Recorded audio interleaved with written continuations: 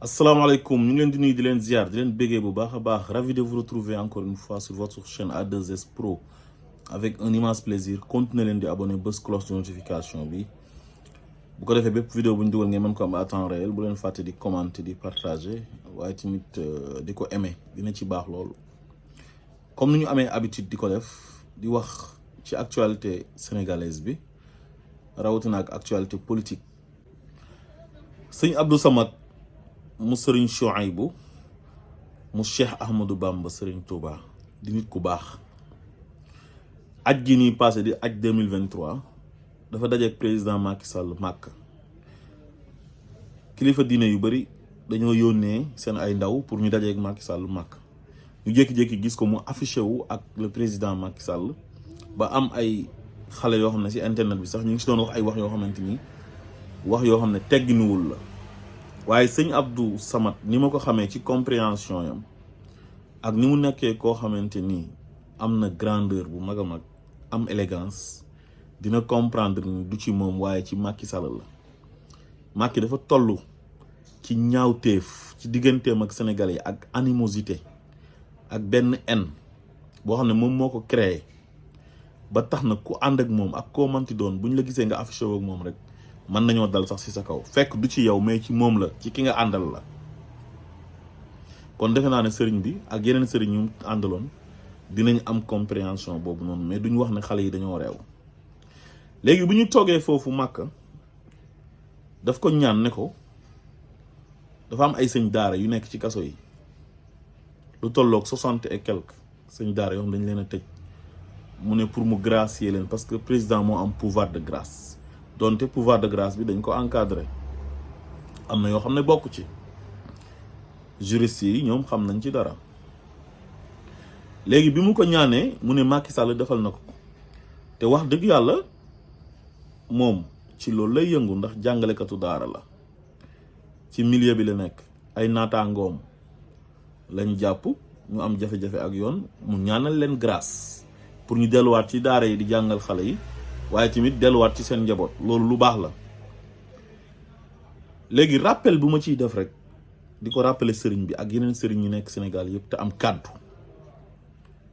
kenn ku nekk secteur bi nga yëngatu wax dëgg yàlla am nga droit nga défendre ko nag wax dëgg yàlla ndax yéen ku leen xam ci daara la leen xamee ay doomi daara ngeen produit daara ngeen daara moo leen defar ba ngeen mel ni ngeen mel wax dëgg yàlla. ku gis sëtu Serigne Touba daara ngay xalaat parce que Serigne Touba ni mu mel daara moo tax mu mel noonu parce que produit daara la. kon li nga def lu rafet la Serigne A Samad Chouaïbou ñu ngi la ciy gërëm di la sant waaye dafa am benn fàttali rek ma la bëggoon a fàttali mooy ne bu weesoo sëñ daara yi am na ay xale yu bëree bëri rawatina ak ay militant Pastef yu Macky Sall jàpp tëj ci kaso yi te defuñ ko dara lenn rek lañ ko def mooy Ousmane Sonko lañu àndal muy xool nan lay anéantir parti bi ak le président Ousmane Sonko mu jàpp ay nitam tëj leen te defuñ dara te ci moment boobu ay nitam moom Macky Sall ñu ngi def di wax lu gën a garaaw li mu jàppee ñële mu jàpp am na ñoo xam ne dañoo def post ci Facebook wax seen xalaat maanaam délit d'opinion mu jàpp leen. ñeneen ñi police ñoo dajeeg ñoom ci mbedd mi def leen guet-apens jàpp leen dem tëj comme Ndongo Diop. am na si ñu bëri ñoo xamante ni ci ay manifestation lañ dajeeg ñoom jàpp leen defuñ waxuñ ñu jàpp leen tëj leen ci kaso bi ñu nekk ay doomi jàmbur. am ay responsable Pastef yoo xamante ni ay kilifa lañ nekk ci parti di politique bu dara xewee ci réew mi ñu def poste wax seen xalaat ku ci mel ni Bassirou Diomaye Faye dafa wax xalaatam ci justice bi te am ci droit loolu réew boo dem ci démocratie yëpp nit ñi dañuy wax seen xalaat rawatina ak homme politique bi nga xam ne mu ngi ci scène politique bi ak débat politique bi mu wax xalaatam ci justice bi ñu jàpp ko tëj ko te dañ ko fekk bureau mel ni kuy jël ci bandi ñëw jàpp ko humilier ko en tant que inspecteur des impôts et domaines di liggéey di jëriñ réew mi di dugal xaalis ci réew mi ñu toroxal ko parce que Pastef la bokk. te gars yi Macky Sall yi am na ay trafiquants de faux billets am na ñoo xam ne détournement de deniers publics lañ def corps de contrôle yi épingle leen mu leer nañ bu ci mujj mooy bu Covid bii nii 1000 milliards yi ak yeneen scandale yu fi am yoo xamante ni yéen xam ngeen ko parce que Serigne Abdou Samad xam naa ne ku informé la dafay déglu xibaar yi te xam na actualité sénégalaise bi te mu ngi koy topp rawatina ak actualité politique bi loolu moom defe naa ne waru leen a ump ñi mu jàpp ci militant Pastef yi bokk na ci benn sëtu Serigne Fallou doomi Serigne Ateex muy Serigne Assane Mbacké manifestation bi amoon Mbacké Serigne Assane organisé wul yoonam nekk ci da doon dem en tant que militant ñu fekk ko ci otoom jàpp ko yóbbu kaso ba léegi génnul loolu jaaduwul. Sëñ Bara Ndiaye dafa nekk citoyen sénégalais seen taalibe la di wax xalaatam ci réew mi ñu jàpp ne Ousmane Sonko la àndal te am na ci droit bu ko neexee mu ànd ak Ousmane Sonko ñu fekk ko këram dajji buntu kër gi dajji buntu saalam fekk ko ci néeg ba muy wirdaa di jaamu yàlla ñu toj vitre yi agressé ko léegi police Macky Sall bi ak gendarmerie Macky Sall maanaam les forces de l'ordre de Macky Sall dañuy agressé waate agressé nañu ci président Ousmane Sonko ñaari yoon benn bi ci corniche bi ñu toj vitre otoom beneen bi ñu agressé waat ko aspergé ko benn liquide ndaw sum àndaloon ñu toj vitre otoom Sëñ Bara loolu lañ ko def te ku ko xam ko ci kër Serigne Sidi Mokhtar waa kër Sëñ Bara yu mag yi Sëñ Bara sax lañ ko tuddee mu mag mu doomi Sëñ Touba jàpp na ko te deful dara Diop Taïf la dëkk ku wax Taïf wax yoonu murit waa kër Sëñ Mbàkke Soxna Lo yi waa kër Sëriñ Mamadou Moustapha yi jàpp na ko parce que dafa àndoon ak Ousmane Sonko di dem tribunal di filmer ñu ne ko da ngaa filmer miiru prison bi mais ñaata télévision ci Sénégal ñaata site internet ñooy romb miiru Rëbës filmer ko sax te duñ ko tey da ngaa filmer miir bi jàpp nañ la tayuma ko mais bu ko defati buñ la gisee nga defaat ko ñu jàpp la mais ñu jàpp ko tëj ko ci kaso. Ndongo Diop pareil waa Jurbel la seen taalibe la am na yeneen xale yu bari yoo xam ne ñu ngi bokk ci ay yeneen këru diine nekk sénégalais timit comme yéen yàlla may na leen ngeen mën a toog ak moom ba koy ñaan mu leen di may donte nag mën naa am ñaan ngeen ko mën naa am tamit am na yeneen yu ngeen ko ñaan ci dëkk bi muy taal parce que moom moo fi taal dëkk bi. Abdou Aziz Diop mi nekk ministre conseiller moo génn barki dem wax ko ne Macky Sall Farba Ngom lay déglu ak jabaram ak doomam ba indi guerre ci dëkk bi mooy mars 2021 ak juin 2023 kon defe naa ne kon leer na kon ñëpp xam nañ ne dëkk bi tàkk yum tàkk yëpp ci moom la jógee ko te ñàkkul ne yéen a ko doon ñaan pour mu teg mbiri ci suuf mais comme moom Ousmane Sonko ennemi la ko jàppee daf ne kut ko kut dina éliminer Ousmane Sonko ku ko ñaan ci mbiru Ousmane Sonko du la may waaye daal bëgg naa ngeen wan Sénégalais yi ne leen xale yi Macky Sall jàpp tëjlu leen parce que du Macky Sall mooy dem jàpp leen di leen tëj mais ci ndigalam la ñuy tëjee parce que procureur yi nekk ci parquet ba moom moo leen fay teg duñ procureur de la république de amul kenn ku ci nekk procureur de la république xanaa ñu nekk ci région yi parce que foofu moom amu fa ay adversaires yoo xamante ni daf leen di soxla di leen song ay xeex enjeu bi yëpp ci capitale bi la Dakar procureur bi mu nommé tribunal Dakar dafa bëgg nga acharné wu ci kaw Ousmane Sonko ak waa këram ak yeneen ennemis ay activistes ak képp ku ko contre loolu moo tax mu leen di fal soo ko mënul du la fal juge d'instruction yi tamit pareil parce que bu doon juge bu baax rek mooy am poste bu baax Souleymane Teliko ma nga Dakar kenn du ko yóbbu Tamba mais dañ kaa yóbbu Tamba pour ne dañ koy jéem a sanctionné ak yeneen juge yoo xamante ni affecté nañ leen ci région yi xam nga loolu sax ñàkk jom mënta weesu yow nga jiite benn réew ba pare di stigmatiser yenn dëkk yi di leen marginaliser soo bëggee sanctionné benn fonctionnaire da nga koy jël nga yóbbu ko ci benn dëkk bu sori ñu ne la foofu dafa tàng wala yenn infrastructure yi amu fa loolu gàcce la États-Unis tey juge bu ñu jëlee ci benn état yóbbu la feneen day mel ni fa nga jógee fa nga delluwaat France wala Europe yëpp pareil même chose donc kon ñu ngi leen di ñaan daal yéen sëriñ si seen rôle kenn du leen ko wax waaye ñëpp xam nañ ne rôle lu régulateurs sociaux ngeen am bu leen fàtte ne tamit yonent bi sallallahu alayhi wa sallam dafa wax ne al ulama warasatul anbiya borom xam-xam ñoom ñoo doon yonent yi te yonent yi bi ñu fi nekkee injustice lañ doon xeex di waar nit ñi pour teg leen ci yoonu yàlla ñu jaamu yàlla moytu bàkkaar moytu tooñ bu leen fàtte ne Macky Sall du nit ku baax te loolu il faut ngeen xam ko Macky Sall 12 ans yam yii lor na ci ay moromu sénégalais lor yu métti tas na ci ay kër tas ci ay njaboot jaxase na fi ay famille ay nit yu bokk duñu wax Macky Sall yàq na àdduna ay nit yu bari ci Sénégal ñii mu dàq leen ci administration bi liggéeyatuñ Macky Sall dugg na ci këru diine yi tas ko Macky Sall dugg na ci presse bi tas ko jaxase journalistes yi dugg na ci làmb ji jaxase mbër yi dugg ci musiciens yi jaxase leen dugg ci opposition bi jaxase leen gis nga ni mu def Yewwi Askan Wi moom moo fa jaar donte ñoom ñoo ko nangu ñi nangu mu jaxase leen ak Ousmane Sonko ñoom ñoo ko nangu c'est des traîtres waaye daal bëgg nañ daal ngeen xam ne Macky mu ngi téye ñoo xam ne seen ay taalibe lañ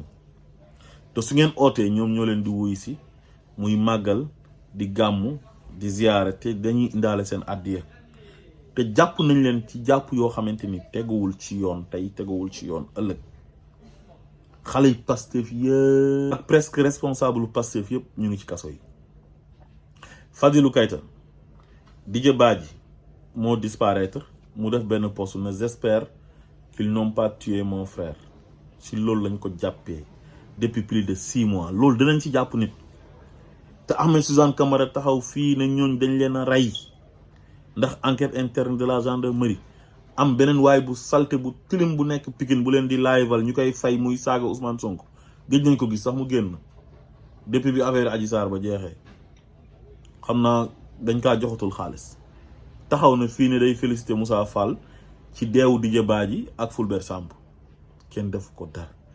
am na fi ñu def ay appel au meurtre ay menaces de mort dam leen taal kër Ousmane Sonko dañ kaa war a rey am na koo xamante ni moog Amadou Sall ñoo ànd photo muy dof ndey di bandi bu mag boo xam ne ci kaso yi la daan jaabante ñu koy tëj fu ne prison bu nekk ci Sénégal tëdd na fa parce que da doon wër région yi fu mu dem def fa banditisme ñu jàpp ko tëj ko Amadou Sall jël ko def ko nervi jox ko ay armes mu def vidéo bi saaga def injure publique bi nga xam ne moom lañ jàppee nit dof ba pare ak menace de mort yore ay armes blanches ba léegi kenn def ko dara parce que doomi président bi moom la àndal moom moo ko recruter ak yeneen Moustapha Diakhaté taxaw na fi ne nañ rey Ousmane Sonko ak xale yum àndal mandikat bu nekk 2STV di takk veeram yi nee na nañ rey Ousmane Sonko Ahmed Khalifa Niass muy woote ne Serigne la nee na nañ rey Ousmane Sonko lu nekk gis nañ ko Cheikh Yerim Seck nee na nañ rey 90% des Sénégalais pour àtte Ousmane Sonko teg ko ci yoon te moo gën a xam ne Ousmane Sonko acharnement judiciaire lay dund mais comme ñoom ñëpp dañoo mànkoo ñenn ñu bokk ci opposition bi ak waa système beeg ñëpp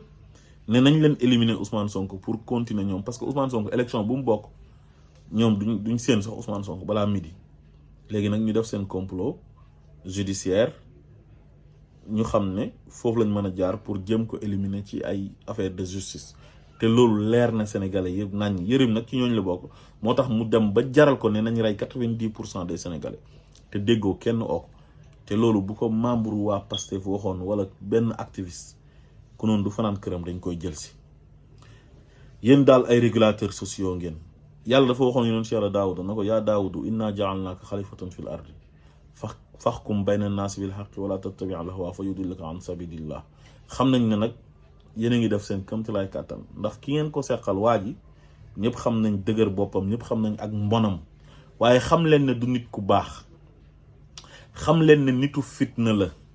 xam leen ne tooñkat la te inna allaha laa yahdi xawma zalimin yàlla du jubal mukk ñooñu tooñkat ñenn ñi nga xam ne def nañ ko xarit di ànd ak moom nañu dem jëli aay bay yàlla di wax ne wa taawanu ala al birri wa taqwa wala taawanu ala al ismi wal udwan ànd leen ci dimbalante ak ragal yàlla waaye bu leen ànd mukk ci tooñ ak bàkkaar te Macky Sall tooñkat la bàkkaarkat la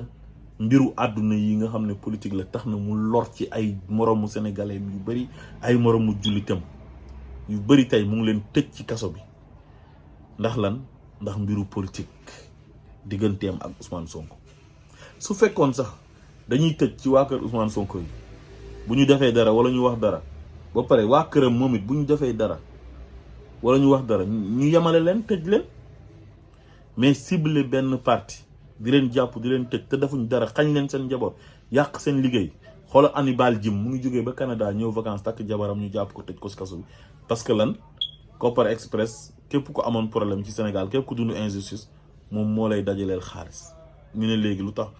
Hannibal Djim di def loolu levée de fonds yi ñu doon def Kopar Express dañ ko doon jaarale pour jox ko waa Pastef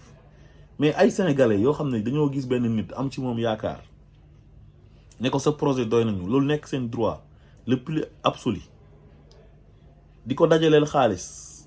moo xam bitim réew moo xam ñu nekk Sénégal ku nekk loo am def ci loolu kañ président bu ko gis da nga ko war a sax encourager parce que loolu transparence la moo gën nga créer sa parti di jël xaalis di financer te yow xaalis bi kenn xamul fan la jógee loolu président bu baax daf ko war a encourager waaye jàpp na ñëpp tëj ñoom Azura maanaam ay Paate Mbay bi nekkoon ci VDN bi nga xam ne benn place am la yoroon foofu di jaay ay otoom ñu jàpp ko tëj ko ba pare ñëw indi Caterpillar dëgër pire place am toroxal ko ay Ibrahima Gueye nay leer kooku tamit seen taalibe la Cheikh Omar Diagne Abdou Karim Gueye Ousmane Sarr Fala Fleur Mati Sarr ñaa Yarga Si bëri nañ ku lim da ngay juum daf ci am ñoo xam ne ñoom ñoo gën a siiw moo tax sax ñu jàpp seen tur yi nii man leen a tudd waaye ñi nga xam ne kenn xamu leen siiwuñ ñooñu ñoo ëpp Oustaz Assane Seck toog di défendre Sonko ñoom boo toogee di défendre Sonko ba jël position dañ lay cibler di la bàyyi xel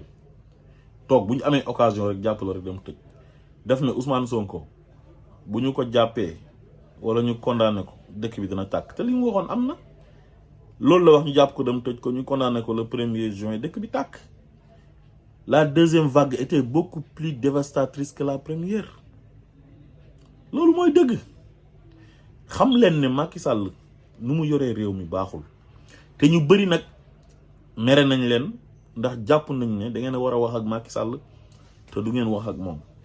waaye man gëm naa ne am na ñuy wax ak moom donte am na nag ñoo xam ne ñu ngi parparloo am na ci timit ñoo xam ne waa ji da leen di fen di leen wax loo xam ne du dëgg di leen jox xaalis timit loolu man da ñàkk waaye nag doo jël ñëpp dugal leen ci benn saako waaye daal ku ci amati occasion toog ak moom ci 7 mois yam yi mu dese ko nee leen ko ngir yàlla lillaay wa rasul doomi jàmbur yi mu tardel ci kaso bi lor leen mu ngi yàq seen àdduna te man damay wax ne Macky Sall bàkkaar yu mu gàddu yëpp ak tooñ yu mu tooñ yenn ci Sénégal yi ak lor yi mu leen lor maanaam nan la àttanee loolu ak nan lay tëddee di nelaw man bu bët set dama ne kii est-ce que buy nelaw bala moo nelaw nekkul dafa am lu muy jëfandikoo pour mën a nelaw parce que man loolu mënuma ko man mënuma xañ benn doomi aadama liberté am te fekk deful dara réew bala nga faa tëj nit day fekk mu def lu ko jar mu sàcc wala muy jaay drogue wala mu violer wala mu rey nit wala mu agressé nit wala loo xam ne daal yoon da koy tere te nag buñ koy àtte nañ ko àtte ci la mu def ñu tëj ko ci la mu def maanaam pen bu tolloog loolu mais Sénégal da ngay yeewu rek ñu convoqué la nga ñëw ñu jàpp la dem tëj la ci kaso wala ñu ñëw sa kër jël si la jàpp la yóbbu la kaso tëj la wala nga def sax loo xam ne dañ koy tuddee flagrant délit nga xam ne dañ la war a jël àtte la ci tribunal de flagrant délit après libéré la wala ñu tëj la 2 mois wala 3 mois parce que flagrant délit la mais dañ lay jàpp ci loo xam ne flagrant délit la ñu dem ubbil ko instruction mel ni yow crime nga def te defoo crime képp kuy waxal Ousmane Sonko rek Macky Sall mu ngi lay rëbb moo procureur am pour jàpp la mel ni ñoom ñoo moom Sénégal mel ni daal kenn warta ànd ak Ousmane Sonko wala ñoom kenn waru leen a contre kon daal sëñ Abdou Samad loolu daal laa amoon lu ma lay wax di la gërëm di la sant nag ci effort bi nga def ci sëñ daara yooyu noonu ba ñu libéré leen donte nag am na sax benn werante moo ci doon dégg ci émission Chouaïbou bi ak Sanjogo ak Assane Mesere benn waay bu dugg ne sëñ daara yooyu noonu sëñ Abdou Samad wax na ne libéré nañ leen li ko Macky Sall ñaanoon defal na ko waaye kenn libéré wu leen tey tamit ma diggaat keneen dugg koo xam ne moo yore daaraam yi daara sëñ Abdou Samad yi ne waajur lu mu wax du dëgg waaye ñooñu libéré nañ leen xañ na nag suñ daara yëpp mënuñu leen libéré parce que mën naa am bokkuñ luñ def mën naa am amna ci ñoo xamne lu ñuy def xëy na duñu leen mëna gracier voilà donte Macky Sall mom lu mu bëgg def mën na ka def ndax gracier na fi ben jaaykatu garab bu bon manam faux médicament ku tuddu Wuri Diallo mu gracier ko koku daw dem ñibi Guinée ñu ne ko yow ki trafic de faux médicaments lay def mu ne non dañ ma tromper voilà xawma ci dara nga xamne grâce yi ci bari ay deal la gaay dañ koy jël diko jaay Wuri Diallo bo démé kenn la gis rek ci gaay yi jox ko xaalis mu duggal turam ci grâce ñu grâce ko mu daw dem yoonam fan lañ koy jappé te fan lañ koy gisé kon dal serigne ci dal ñu ngi leen di fatali dal sen talibé yi sen doom yi sen sët yi amna ci ñu bari ño xamne tejj nañ leen tardel leen ci lu nekkul dara ci lu dul mbiru politique te defuñ dara kon dal lepp lu ngeen ci man pour Macky Sall libérer leen moy ñu ñuy tuddé les détenus politiques te muy weddi na détenu politique amul te waxul dëgg tey waxul dëgg ëllëg ñooñu ay détenu politique lañu parce que amul kenn ku ci def dara lu tax lu ñu la mën a jàppee kenn du kenn te ay 700 personnes lañ dégg naa juróom-ñaari téeméeri nit nga jàpp leen dugal leen ci ay kaso sa ay doomi réew yoo xamante ni dañ leen a waroon a sàmm aar leen protéger leen nga jàpp leen tëj leen ci ay caaxaan am na ñoo xam ne sax dañ leen doon ciblé di leen jàpp ci ay seen carte d'identité maanaam buñ gisee nga sant Joola ay Jeeju ay Baaji Sonko Samb ak yeneen sant Joola yëpp ay màngaay ak yooyu ñu jàpp leen dugal ci auto police bi dam yóbbu tëj am ñoo xam ne jiiñ nañ leen fi ay rebelle te duñu rebelle am ñoo xam ne jiiñ nañ leen fi ay force spéciale ñii ñu jiiñ leen fi ay commando comme Jakite bi nekk Parcelles Hôtel Ambassade kooku nit ku baax la liggéeykat la du bandi du woyu ñi ànd ak Macky Sall ñoo gën a nekk ay bandi ñoo gën a nekk ay woyu ñëpp kon daal li lañ amoon lu ñu leen di wax su ngeen ci mënee jàpp daal ngeen jàpp ci ngir ñooñu retrouver seen liberté asalaamaaleykum wa rahmatullah